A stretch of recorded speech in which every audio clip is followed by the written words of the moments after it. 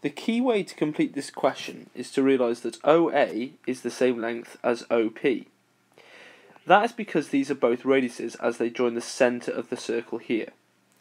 So I could label this as R, as in terms for radius. The next key thing to do, reading the question, tells me that AB, so this distance here, is 20.8. And we're told that AM is equal to MB, so that tells you that this length here is exactly the same as this length here. So that means the 20.8 must be divided by 2 to give 10.4 here and 10.4 here. The final thing that we're told is that M to P, so this distance from here to here, is 1.5 centimetres. Now we also know that the entire length of this is the same as the radius on the other side, so this would be R as well. This is actually a question using Pythagoras' theorem because I have a right angle triangle where I know two sides and want to find a third side. But it's a little bit harder than a normal Pythagoras question because this isn't the radius, it's the radius take away this bit here in green that we don't want. So the statement for Pythagoras is a squared plus b squared is equal to h squared, the hypotenuse squared. So, looking at my triangle here, this is my hypotenuse because it's opposite the right angle here. So that would be 10.4 squared plus, then it's going to be, so I've dealt with this side here, it's going to be this side here. So that is the radius, subtract 1.5 squared. So r minus 1.5 squared, and that would be equal to the hypotenuse, which is also a radius. So that would be equal to r squared. The next thing I need to do is use some B grade maths to work out this bit here. It's not as simple to say r minus 1.5 squared would be r squared minus 1.5 squared, because we know that squaring means times by itself. 10.4 squared, that will go into my calculator, that is 108.16. However, this r squared, or this bracket r minus 1.5 squared, would be r minus 1.5 multiplied by r minus 1.5. And that would be equal to r squared. I'm now going to have to use something called FOIL to expand these brackets.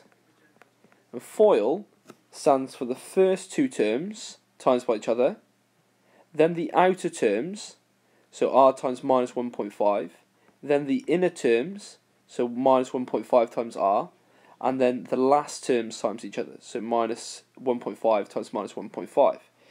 So I'm going to take my time to do this. I'm going to keep that 108.16, and then I'm going to have plus, so the first two terms times together, r times r, would give me r squared.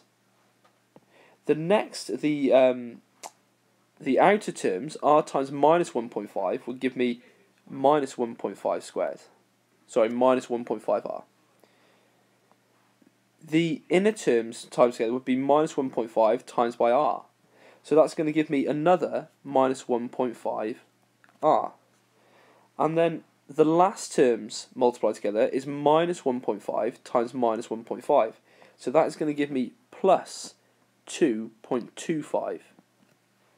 And then finally, all of that would be equal to r squared.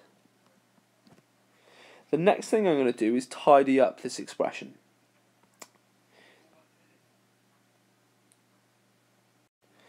The 108.16 plus the 2.25 is going to give me a total answer of 110.41.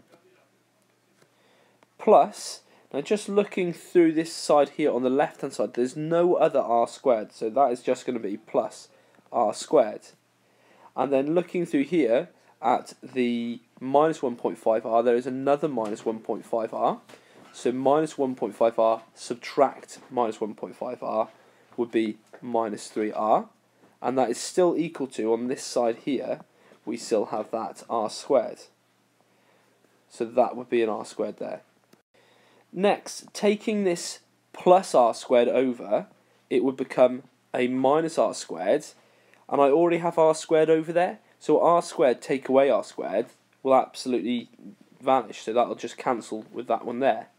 Next, I'm going to take over this minus 3r, and it will become plus 3r.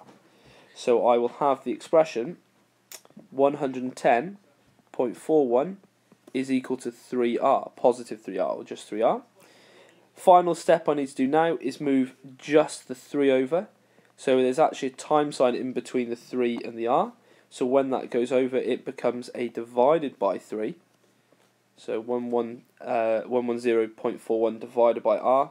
And putting that into the calculator gives an answer of 36.80, and then 3 recurring I have here.